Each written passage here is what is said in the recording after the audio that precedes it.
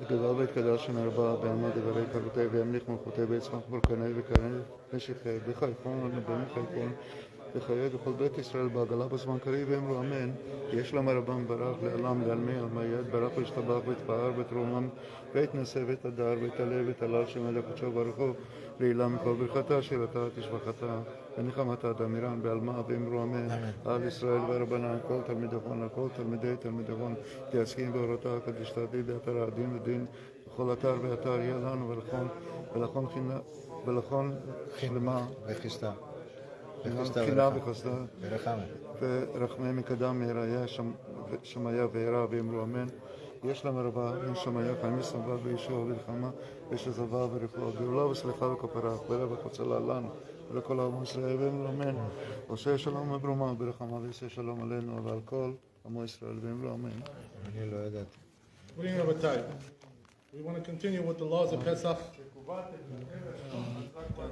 We have, as we said, we're doing the Bedikat the night before Pesach, and just want to finish up a couple of details about the Bedikat, which is that brought down the Ramah, the Shulchan Aruch, says the Ramah, that the custom is that we put out 10 pieces of lechem, of breadcrumbs, small pieces, and they scatter them out into the house. And what they do is they collect them as they do the Bedikat. They collect them, and everybody brings it in. And once they got all of them in, then they know that they checked well. So it's like a way to improve the check. So I'll explain to you what that is. Right? It says the Ramah, the reason why they do this, there's several reasons, but the main reason is like this. There shouldn't be bracha lebatala. What does that mean? You're making a blessing, right? When you do Bedikat Chametz, al biur Chametz. So if you don't find nothing, no chametz, so it's like bracha lebatala, like keilu, as if, it's a bracha lebatala. It's not really. But if you didn't find nothing, it's like you blessed for nothing, somewhat, So therefore they say, put out some breadcrumbs. This way you found something, and the blessing was not in vain.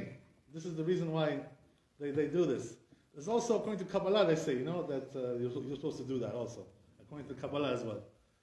What about if a person didn't do it? Let's say he didn't put the 10 perurim, he didn't put those crumbs. Yatzai de Chabad, full obligation? Of course he did. This is just a minhag, So don't go crazy with that. That doesn't mean that if you didn't do it, you didn't do Bedikat. That's not what it means to say, right? So okay, whatever. But it's good to do that. It's good to do it. But one thing you have to remember, right? Why 10 pieces? What? Why 10 pieces?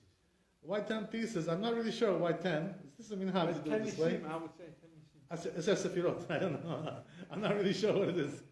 To be honest with you, this is the minhag, So interesting, right? That as we said, if you didn't do it, you fulfilled your obligation. But there's also another thing you have to be careful, which is that sometimes this can work against you. Yatzas charab be'efsedo. You know what that means? Let's say, for instance, they put some 10 pieces of perurim, some pieces of bread, and now they got lost. You didn't find them. I don't want to. Right? What happened? Got lost. Now I can't find it. You ask your children, right? Where did you put it? Saturday. I don't know. I put it over there. It's gone. So this is going to be a problem if this happens. You know what I mean? Why? Because now you have chametz in the house and you don't know where it is. So what are you going to do with that? This is the question, right? So therefore, this is the reason why they say, if you're going to do this minhag, the way to do it is to put small pieces, small perurim. What does that mean? It shouldn't be kazait, right? How much is kazait? Like the size of an olive, don't make it that big, 1/3 of an egg, something like that, right? Don't make it so big like that. Make them small. Like those croutons, like the croutonim, like make it like that size. Like that. So it's smaller than a kazait. So why is that good? Because if you don't find it, it's kaparat avidas. It's okay. You know why? Because it's not kazait anyway. So when you do bitul, when you cancel out the chametz, it's going to take effect on that. The bitul takes effect on everything which doesn't have kazait. This is the reason why it's good to do it this way. So make sure you make small pieces, not kazait. Just like when we do the Haggadah on Pesach, right? On the Leila Seder, we eat karpas, right? So over there also the Chazal say, poskim, don't eat kazait. Less than kazait you should eat. You know? It has to be a small piece of karpas. Not big piece. Don't take a big deluxe piece, you know? Like a big hamburger. Don't take like that. Take a small piece. Why over there, by the way, doesn't have to be less than kazait? What's the reason why? Because if you eat kazait, there's a question, maybe you have to make bracha achrona, you know? Born nefashot. So you don't want to get into this question, you know? There's a machloket about that. If you have to make bracha achrona. So in order to avoid this problem, we eat less than kazait. This is the reason why, you know? Karpas. What's karpas? So celery, right? Celery, not parsley, right? Like some people do. Some people used to do parsley, you know, because they didn't have celery. That's, you know, whatever. It's a different. There were some people like this had been had to do parsley, but this is, you know, petruzilya, you know, petrushka. This is not correct. The correct is celery. So what's better to use? The leaves of the celery or the stalks? The stalks is better. Why? Because the leaves have bugs, you know, so you got to check them. That's not a question. The leaves are bitter. So in order to avoid that problem, use the stalks, you know, the kaneh, you know, the stick, right? The celery stick. Use that, and then you have no problem. Okay, I got diverted a little bit from Bedikat Chametz to celery, but the point is like this, right? Also here, you want to have less than kazait on each piece. If you don't find it, kapatzaw with this, you know, it's okay, you know. I'm mevatel. It's going to be like dust of the earth, you know, no problem, you know. But if it's bigger than kazait, bitul is lo mo'il, it's not going to help you. So listen to this now. I'm telling you the truth, right? This is the amet. If you put like this, bigger than a kazait, like this, you know, like let's say size of an egg, you know, you know, like this, and you lost it. Guess what? You have to do the bedika again, you know, because you have to look for that bread. You have to, whatever you did, can you imagine? You know, so make sure you don't do it this way, right? If you do it this way, you lose more than you gain. Right? So be careful, you know. Right? He thinks what he's doing, right? You have to think what you're doing. You have to think about what's going to be, how it's going to turn out. So make sure you do everything good, right, like this. Also in minhag, you have to לעטוף in Yeah, אחרי בן רצה, קרל שיר, רצה שיר. נהיה כסף, אלומיניום שיר. נפשית אונאי. נפשית. נפסית? Nepsi? נפסית? Tu isa. Nepsi. Nefsi. What is nefsi? We don't take it in the hands. Oh, yeah. This is really Ashkenazi minhag. Ashkenazi is minhag, yes. It's nefsi be done with nefsi. מה אתה מדברים? You don't need such a. It's like pokozebia. Can't delete the namok. Can't delete it. Sorry. Pick up with your hands? Yeah. Feather. Yeah, of course. Why not? What? Why it's tamei? La tum ta chol. What's been doing chol? Puri. Es ali Ashkenazi be pokozebi. Oh, I say it. Es abat Chabad ma shem oitana. No, Oh yeah, Chabad. You know, Chabad has been around for a long time. You know, 200, 300 years they've been I'm around. talking even from Georgia we was doing this. Yeah, but this probably came from the Ashkenazim, this custom, you know. This is not a Sephardi custom. But anyway, I don't care. You want to use a feather, don't use feather. No, I don't care about that. That's kinagaket. As long as you find the chametz, Baruch Hashem, that's the most important thing. Right? I don't care about that. That doesn't, lo ma'aleh v'lo morid, right? It doesn't help you, doesn't hurt you. Az gechmaraba, az gishlis. What's going to say? Okay. So this is the feather, right? The feather, okay. So we don't need that. That's not necessary. So as we said, right, that what happens now? You finish the bedika, right? Everybody finishes, as we said, right, that people can check separate rooms. You know, each person can check one room to make it faster. With this, you know. So if you do it like that, you can do it pretty fast. You know, you can probably finish the whole thing in a half hour. You know, you have like 3-4 people. I have a question. No problem, right? Yeah, this my Can friend. they make it easier for you to find? Let's say one person in the house, two persons. Can they make it easier for you? Not 20 minutes, half an hour, just 5-10 minutes. Is good also? Okay, that's what we're saying. This is exactly what you just said. Make it easy, make it easy. Whatever, yeah, okay, make it easy, right? Make life easy. Okay, good. Baruch Hashem. So anyway, right, as we said, so once you finish the bedika, you're done, right? Let's say it's about 9 o'clock already, right? 10 o'clock, whatever. Hopefully it's not 1 o'clock. It didn't take you that long, you know. By the way, you want to know why, if you finished at 1 o'clock, you know, instead of 9 o'clock and 10 o'clock, you know why that happened to you? I'll tell you why. Because you made a mistake. What's the mistake? The mistake is you didn't clean the house before you did the Bedikat. This is the problem, you didn't clean the house. You have to do some spring cleaning, before you do the Bedikat. This is the minhag. The minhag is to do cleaning first, to clean the house first. Not that night. You can do it before, 2 weeks before. Like Rosh Chodesh now, Shabbat, right? After Rosh Chodesh, bring some, shifcha, bring some sahura, whatever, or do it yourself if you want to do some exercise, And clean the house first, because if you don't clean the house, you don't know what's going on in your house. Everything is a mess, upside down. So how are you going to find chametz like that? You can't even see. Everything is a mess. So before you start looking for chametz, first bring a shifcha, bring some sahureh, and a maid, and first clean the house. This way everything will be good, nice and clean. So now you know where to look, where to hear. You can see everything. Everything is visible. You know what I mean? If you don't do that, it's going to take you much longer. 2 times as much. It's going to take you 3 times, because you don't know what's going on. Everything is covered. Can't do it that way. So cleaning the house is considered to be an important minhag, before Pesach. It's not an obligation according to halacha, but minhag tov is very good minhag. It says right in the Shulchan Aruch something really funny, but it's true. It says that some people even have minhag like this, that they scrape the walls, before Pesach, Kedleps, chachamim, What's going to be? What's in the walls? Chametz in there? No, but they want to keep the house clean. That's the idea. So there is a minhag like this too. Today, okay, we're not so crazy like that. We can barely clean the floor today. We're weak. We're not so strong. Like they used to be. The ladies in the old days, they were strong. Hazaikel, balabasta.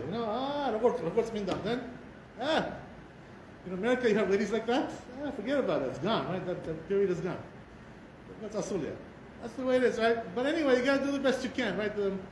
I remember one chacham, said, Rav Scheinberg, was one of the poskim over here in Queens. He went to Yerushalayim. He opened the yeshiva over there. He said, how long should it take you to clean the house for Pesach? He said, not more than 4 hours. That's it, right? Maximum, That's it, right? The truth is, but the ladies, they don't go like that, right? They say, no, not 4 hours, 40 hours, they do. God bless them, Whatever, If you're lazy, do 4 hours. If you're really strong, do 40 hours. Do whatever you want to do, right? But just make sure. The Georgian. You know how it was, right? In the old country, as he said. You could eat off the floor. And the houses were so clean, the Jewish homes, they were so off the floor. You could eat something. It was so clean. That's the way it was, You remember? I don't have to tell you. I remember my grandmothers how they were, I still remember, believe me. So that's the way it is. Okay, Baruch Hashem. So once you finish the Bedikat, everything went good, Baruch Hashem. So then what you got to do is the bitul, right? Kol chamira de'ita birshuti, right? Like it says in the Siddur. 3 times, the custom is to say 3 times to make it strong, And this way you will do bitul. So what does the bitul do? What happens is like this, right? What you're saying in the bitul is, if there's something I didn't find, so I'm going to nullify it. I'm going to mevatel. I'm going to So this way, at least from the Torah, I'm not transgressing. I'm not in prohibition. From the rabbis, I still have a problem because I didn't find it. But from the Torah, when I do bitul, I'm good. So at least I did that much, right? That's the important thing. So make sure you do the bitul after you do the first thing you got to do is the bitul. Look in your siddur, in your machzor, right? For Pesach, over there it says the bitul over there. How to say it. They say the Chazal, you have to understand what language you're doing it. So don't say it in Aramaic, if you don't know Aramaic, right? The language is Aramaic over there, Aramulia. What do we know about Aramaic? So say with the language you know, right? Whatever you know. You know English, say English. You know Hebrew, say Hebrew, right? Whatever, right? Whatever say like that, right? You know Russian, say Russian. Whatever it is, like that, God bless you, Just make sure you understand what you're saying. That's the most important thing, You're being mevatel the chametz. So it says the Shulchan Aruch, once you do that, once you mevatel the chametz, now what you do is, let's say you want to have this coming Pesach falls on Shabbat, So it's special, it's a little bit different also. So what happens is that Friday morning, you want to probably have some breakfast with chametz, if you're courageous, enough to do that, right? Why not? If you want to have, you have until about 11:45, right? To eat chametz. I'm sorry. Yeah, something like that. Yeah, exactly. 10:40, whatever it is. You have until then to eat chametz. So if you want to have breakfast in the morning, scrambled eggs, nice bread, challah, no problem, pitot, whatever, right? Get rid of it. That's the idea, right? Make sure you eat it good. Don't leave much, right? You can leave a little bit, and then you burn it. Come to the synagogue and burn if they have going to have place to burn. No, we're doing it with the Bukharians. Wait, which one? Here, Tama. Okay, so go to Tama. 60 seconds, right? And burn it over there. Like whatever it is, right? I do it in the basement. Okay, good. Baruch Hashem. You can burn it at home. Yeah, no problem. Yeah, if you have a fire, let's get your dogs. Oh. Yeah, if you want to burn it at home, no problem. You don't have to come here. You don't have to. Just some people have a problem to make a fire at home, Bedikat Chametz, to make a fire, it's practically whatever. So if you can do it at home, no problem. Make sure you just burn everything, right? That's what we're up with. That's the idea, So as we said, right, that in the morning, so what you want to do is you can have breakfast in the morning with some chametz if you want to, if that's your desire. So what's going to be is, they says Shulchan Aruch, take all that chametz now, and put it in a special place. So this way it's guarded. That nobody's going to touch that. At night, move it around, take it to a different place. Gadai wants. We don't want that. You know what I mean? Because now if you lose it, that means you don't know where it is. You have to check again. You have to do it again, Bedikat. You don't know where your chametz is, right? You're no good. So this is why they say, right? Put it in a special, unjashi chagwas, like something, a special place. And over there, leave the chametz over there. And this way, in the morning, you eat what you have to eat. Whatever you didn't eat, you can burn it, as we said. Okay, so what happens like this, right? Let's say a person wasn't able to burn it. Agamovida, So you can make it in small pieces and flush it in the toilet if you want to do that. That's also fun. Burning is the best. The best way to do is the burning, according to Kabbalah. Right. But if you can't burn it, so flush it in the toilet, whatever you want to do, right? This is what we do when it falls on Shabbat, Erev Pesach, right? We can't burn it.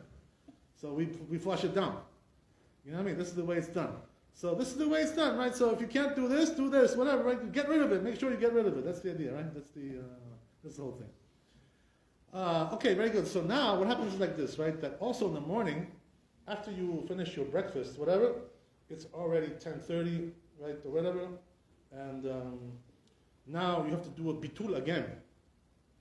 You have to do bitul a second time. And the reason is because whatever you had left from the chametz, you want to make sure that nothing gets left from that. Some extra stuff, whatever. Because the bitul you did last night did not include this chametz, because you wanted to use it. You know what I mean? So you have to say again bitul 3 times, as it says in the Siddur. And you have to do the bitul, make sure you do it before 11:40, right? Yeah, something like that. 11:40. Why is that? Because after that, the bitul doesn't help you anymore. What's the reason why? Because it's not yours anymore. It's already asur. Asur behana. I cannot get any benefit from it. So therefore, it's not yours anymore. You can't do bitul. So therefore, the bitul has to be done. Make sure you do it before. Also when you burn. So what happens is like this, right? You take it to burn it, and when you put it on the fire, you do the bitul. You say the bitul like this. This is the way to do it. That's was the bituling mokwas. Say the bitul and burn it. Or or throw it in the, as we said, in the toilet, right? Whatever. If you can't do the burning, you can't do burn it. Put it in the toilet and say the bitul. This is the idea. Again, right, as we said, bitul has to be done in a language you understand. You have to make sure you understand what you're saying. That's the idea, Here also we say it 3 times. So once you do that, right, you burn the chametz and you say the bitul. Baruch Hashem. Now you should have no chametz left in your house, right? Only what you sold. If you sold something, to a goy, you can have that in your house, but make sure you put it in a special place and put a sign on it, chametz. So people shouldn't touch that. This is the idea, You want to make sure, right? You don't want it in the center, shachli shuashi, dadwa, You don't want to put it in the middle of the house. Everybody can see, everybody can touch it. It's sold to a goy. It belongs to the goy now. It doesn't belong to you. You know, technically speaking, right? Technically, if the goy comes to your house, the one that bought your chametz, right? And he tells you, okay, open your closet, give me your chametz. You have to give it to him. It belongs to him. Can you imagine, right? So you got to give it to him. Comes over to you, says, hey, where's my chametz? I bought you chametz from you. Give it to me now. You have to give it. So that's the thing, right? So it has to be ready to give. Give it over. He's not going to come, right? Technically speaking, there has to be like that. So it has to be ready to. So what about, let's say if a person, it's a good question, by the way. Let's say if a person has some chametz, but it's like frozen chametz, let's say, right? Like some dough, kada, something frozen, right? Cake. Or chikali, let's say. He has chikali. What's chikali, He wants to sell his chikali and then have it after Pesach. He can do that if he wants, no problem, So what do you do? What do you do? How do you keep it? Where are you gonna keep That's the thing, right? So what you do is you put it in your freezer, but put it separately, Tzalkit, and write chametz on it, so nobody will touch that. It will be a separate compartment. This way it's okay. You can do that also. And the same thing with your fridge. If you want to keep something in your fridge, make sure you put it in a separate drawer, and it's just mark it with chametz, and you're good like that, right? That's the idea. This is the way to, if you want to save something, save it. I don't, whatever. I personally don't like to save nothing. I know this is my personal thing. I like to get rid of everything if I can. I remember one time, I'll tell you a funny story, right? True story. This happened like 3 years ago. Somebody calls me up, Erev Pesach, and he tells me, he says, Rabbi, I have a bottle of whiskey, in my house, like Johnny Walker, whatever. Johnny Walker. So he tells me, is that chametz? I didn't get rid of it, he tells me, So I told him, I said, let me check, So I called the company, I called Johnny Walker, You know where they're located? In Tennessee. Over there, right? That's where they make the Johnny Walker. So I called him up over there, and I said, does your whiskey have chametz in there? So he said, yeah, sometimes we make it with barley, with barley. Barley is chametz, So, in other words, they use like a mixture of corn, simindi, and barley. That's what they do. So they use also the yeast, right? Yeah, I don't know about yeast. I don't know. This I would say. But it could be that they're using plant yeast. It's not bread. Plant yeast is not a problem. Only the bread yeast. We don't have today bread yeast. We don't have that today. Anyway, the point is like this, right? That I called him up and he said it could be that there's chametz there. So I told the guy, I'm sorry. There's nothing you can do. You got to spill it out until spill it out. That's it. It was too late to sell it already. That's the thing. If it was earlier, if he would ask me earlier, I would have told him, sell your whiskey, no problem. He didn't sell it because he didn't know there was chametz. So he thought he got rid of all his chametz. So therefore, he had to spill it out. Chaval, $30, $40.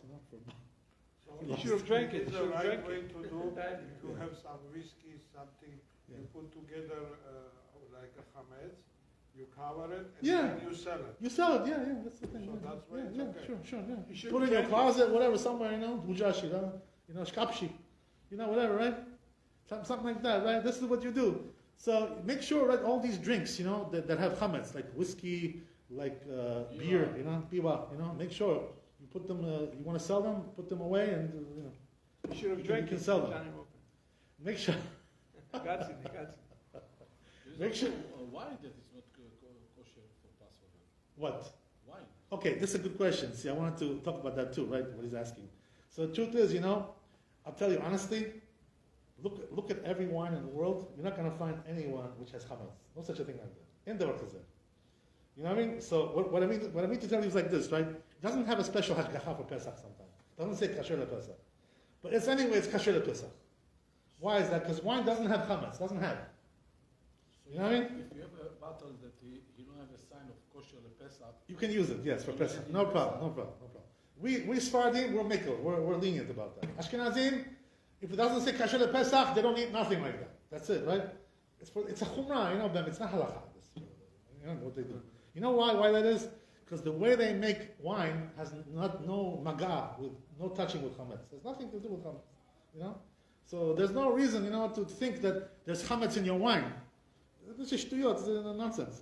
anyone, Sulele, Rabbi Michael, any wine you have, you can drink. Anyone. It's a kosher wine.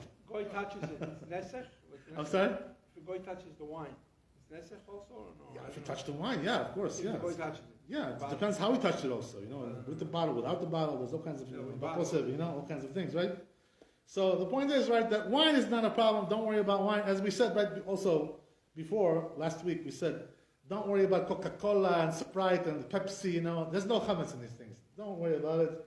Go to the store and buy what you want to buy. I don't care, You want to buy kasher le-Pesach, kasher le-Shavuot, kasher le-Sukkot, I don't care what you want to buy. It's all the same, Only the Ashkenazim have a problem with this. Ashkenazim, they have a problem with corn syrup. It's kitniot, so they cannot eat kitniot. So therefore, they have to buy kasher le-Pesach Coca-Cola, which costs a lot of money. They pay a lot. It's business, nice business for Ashkenazim. Baruch Hashem, making a lot of money. It's good. Parnas omen. Chayroben. That's good. Baruch Hashem. That's nice. Okay, so this is the idea, right? Also, Maran, you should know, by the way, in his book Chazon Ovadia, he writes over there a list of foods, that don't need hashkacha for Pesach. They don't need hashkacha. It doesn't say kasher Pesach, but you can use it. So I'll give you an example, right? What they are, so right? Coffee, tea does not need hashkacha for Pesach. They're all kosher for Pesach.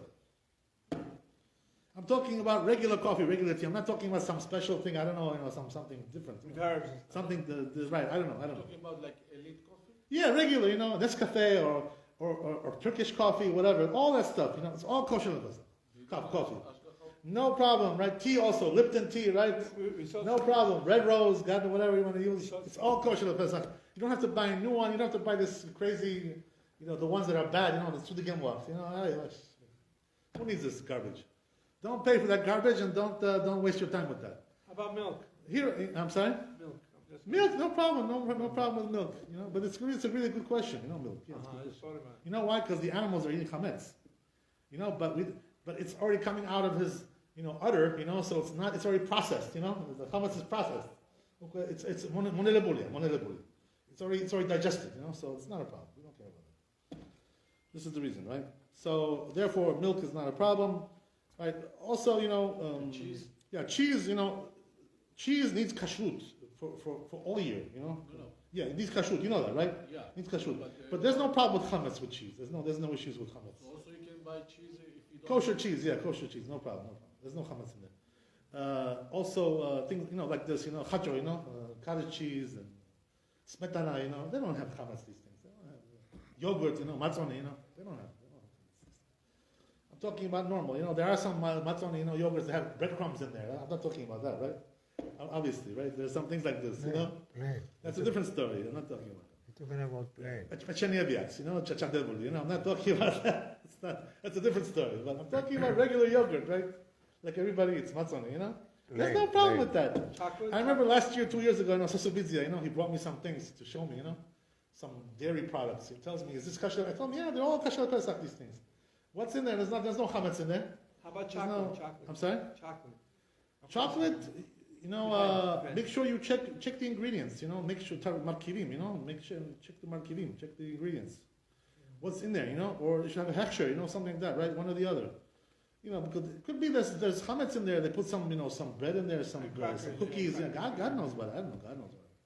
But regular chocolate, you're right, there's nothing in there, regular, plain chocolate, there's no chametz in there. You're right, of course, yeah. But sometimes, I'm not sure, but maybe there's kimach in there. Maybe they put flour in there. I'm not really sure about that. Check the ingredients. Gashinger, that's it. That's the real it. Yeah, or check the ingredients. One or the other, right? That's the idea. So the Maran says, right, all these things don't need hashkacha Pesach, as we said, right? Also dried fruits, perot yabeshot, right? So the thing is that the Ashkenazim, they don't eat dried fruits for Passover. That's their custom, right? So if Ashkenazi comes to your house on Pesach, don't give him dried fruits. He's not pineapple. We don't eat this. We don't eat this stuff. Why dry food they don't eat? Huh? Because they used to make it with chametz, with flour. They used to boil it. They boil it. Martichim it in kemach. Things like this. Maybe now they don't do that so much. They use corn now. But also for Ashkenazi, corn is also a problem. You know what I mean? So this is why they don't use that stuff. This is an old custom from Europe that they have, they don't use. But for us, for the Sfaradim, no problem with these things, as long as it doesn't have kemach right inside. There are some things that they put kemach. I think that they say that there are some dried fruits, like figs, that they put kemach in there sometimes. So make sure you check the ingredients, if there's no kemach there, there's no flour. Philip. Yeah, okay, no problem. I'm just telling you right there. Yeah, okay, no problem. But the truth is that most of the dried fruits, like raisins, kishmishebi, no problem. Or shazif, like this kind of all kinds of things like this. Plums, right? All kinds of things. Or chili, yeah, no problem. Also, just make sure there's no flour there. Sometimes they make it with flour the nuts. All kinds of things like this. Yeah, just make sure there's no flour. If there's no flour in there, no problem, right? That's the idea. You check on the package, right? No flour. Yeah, Kashrut Pesach, whatever, that's even better, right? As if it says like that. So dried fruits, we're more lenient with that, and Ashkenazim are more machmir about that, about dried fruits. There's also a question about salt, by the way. Does salt need Kashrut Pesach? That's the question, right? Not really. So the truth is, that there are many chachamim who have said recently, that it needs Kashrut Pesach salt, and the reason is because sometimes they put something there with if you have iodine, iodituox, iodine. If it has iodine, they say they put something in there which comes from chametz, But the truth is that I checked it, after I heard this, and what I found was that it's not really chametz. Why? Because it's already like altered chemically, It's like a different substance, so it's not really any more chametz. So therefore, the truth is, salt doesn't need kashrut pesach. Does not need. Sugar? Yeah. Sugar? Right. Also, Maran says, right. Sugar doesn't need. Don't say it. You can buy Danone, right? Stuff. No problem. You don't need Kashrut Pesach for these things. So whatever. In other words, the point is like this. Whatever is simple. You can look at the ingredients and see what's in there. You don't need. But the Ashkenazim are machmir. They only buy something which is made specially for Pesach. That's what they do. This is their custom. It's a chumrah. They have a lot of chumrot in Pesach. Ashkenazim. A lot of things. Also, another thing, for sure. Batuach, right? Another thing is, that they have things like hummus and tchina, and things like this from Israel or from America. They make, Israelis, these kinds of things, salads, salatim, salatevi, all kinds of things like this. For us, it's okay, these things. We have no problem with that. Ashkenazim don't eat hummus and tchina on Pesach. We do. It's a different minhag. So here again, right, the same thing. They have their custom, we have our custom. Baruch Hashem, right? No problem. There always this question comes up, every year. With I'm going to finish here. I don't want to take too long. The question comes up with rice. Are the Georgians allowed to have rice? The Persians, they eat rice from Pesach, no problem. Bukharians, they eat, no problem, right? There's no problem. What about the Georgians? So what happened was that in Georgia, like you said. You already told me several times. I remember. I remember. So you told me that there are some places that were eating rice on Pesach in Georgia. But the truth is, that once you come to America or you go to Israel, those minhagim already are not shayach. It's not relevant anymore. You can eat, no problem. You can eat rice on Pesach. And the reason is, I'll tell you why. Because the reason why, probably in Georgia, they didn't eat rice over there in many towns, kalakipshi, because they're using the same sack for wheat, and for rice, So sometimes what happens is they empty out the sack. There's a little bit wheat left in there, and they put rice and could be mixed in together. Today, nobody does this anymore. In America, everything is clean, 100%. There's no wheat in the rice, so therefore there's no reason to be machmir about that. So if you want to have rice, right, baruch Yochum Tochum. Eat what you want. I don't care about that. That's not a problem. What's about eating rice before? Yeah. They don't need. You know why? Because they moved to a different country. So they don't need it anymore. You only need hatat nedarim if you're living in the country. Then you want to be matir some neder. Say the Georgian guy that came to America. Yeah, he's not Georgian anymore. That's the thing. Once you come to America, now you're American Jew. That's it. According to halacha, You don't need a talach. according to your body, Georgian. There's some Georgian. Ari's Georgian. But when it comes to halacha, What's about oil? oil also. Yeah, the Ashkenazim, they don't use a lot of oils because they come from kitniot, like corn oil, and things like this. They don't use that. We don't have no problem with that. You want to use corn oil? There's no problem, right? Like any of these oils are good for us. We don't or sunflower, right? Whatever the sunflower oil, or all these things, right? The other ones. For us, these things are no problem. It's only a problem for Ashkenazim. They only use things which are not kitniot. They don't come from legumes. Things like this, right? All kinds of things like this. So for us, the oil is good, no problem. For them, oil is a problem. Everything is a problem for them. In Pesach, they're very machmir. Hashem bless them. Everybody has their own minhagim. No problem. You're right. Baruch Adonai leolam. לפיך הכי בא להם תורה ומצוות, שנאמר בני חפץ, למען צדקו יגדיל תורה וידי. תודה שמרבה בעלמא דיברה שלו, דיבתרה, כותב ועמק מוחותיו ויצמח ועל כלה וכלה ונשיקה וחייכון, ומחייכון, וחיי לכל בית ישראל בעגלה זמן קרב יאמרו אמן, לשבל מברך לעלם מברך ושבח להתפאר ותרומה והתנשא ותודה ויעלל שלמת הקודשו ברוך הוא. קצר, נכון? על ישראל. על ישראל בהרבה נקות, נכון?